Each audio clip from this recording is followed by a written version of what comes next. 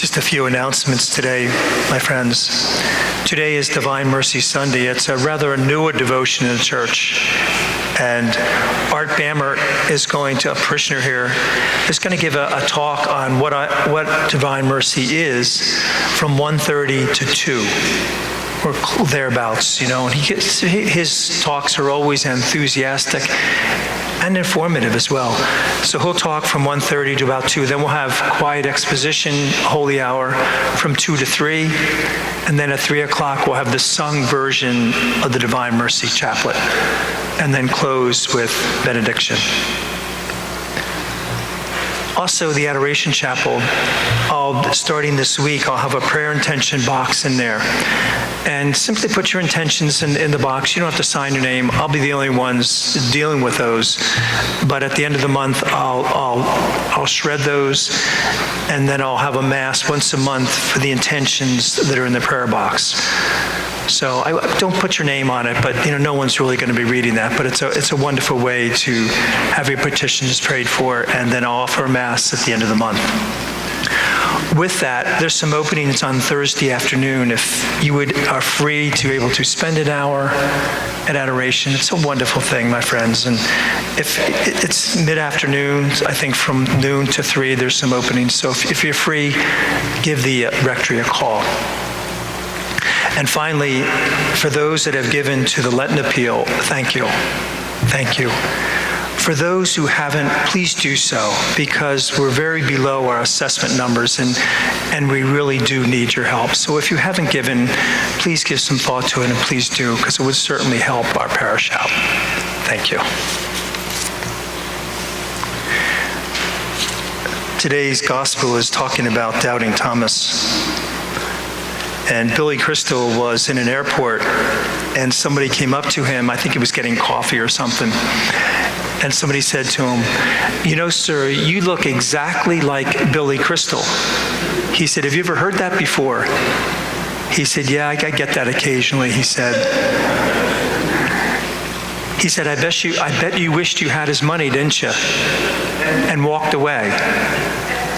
And Billy Crystal just kind of shook his head. But I was reading that story, and he was talking about doubt. Here, this man was convinced that it was somebody who looked like Billy Crystal. He was convinced. He was dead wrong. He was absolutely dead wrong. Yet in his brain, he was convinced it was not Billy Crystal. It was somebody that looked like him. See, that's what doubt does, or fear, or worry. They all fit into the same category, my friends. They control our lives. Just like, with the media, they present, priests, and so we start thinking, well, maybe all priests act like that. Maybe all priests are like that. Or what good does the church do? Look what the church is doing now. What good does the church do? See, a little thought becomes in our minds, and then settles in and it takes over, and then we become convinced of it. We become convinced of it. When the reality is, it's not true.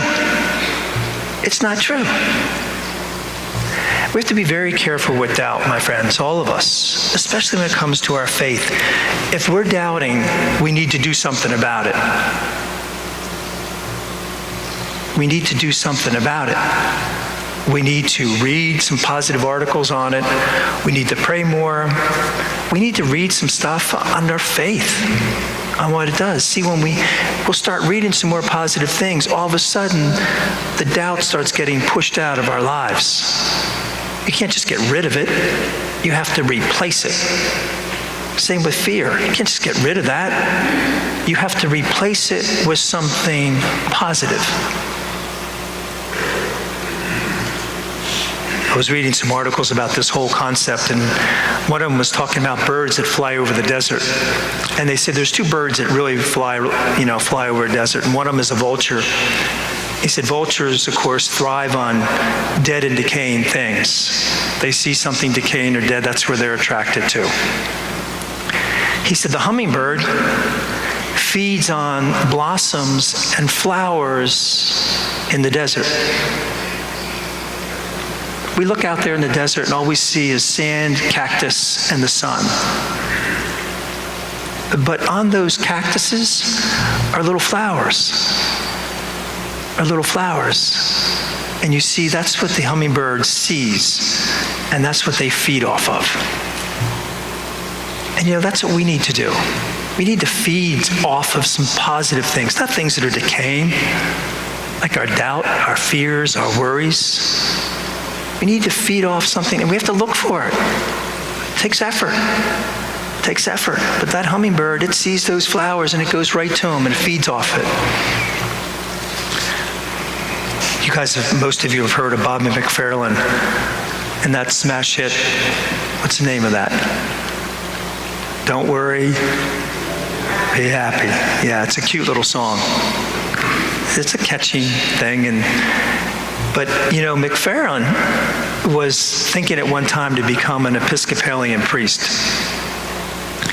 And he said, he wrote that song during a very stressful period of his life.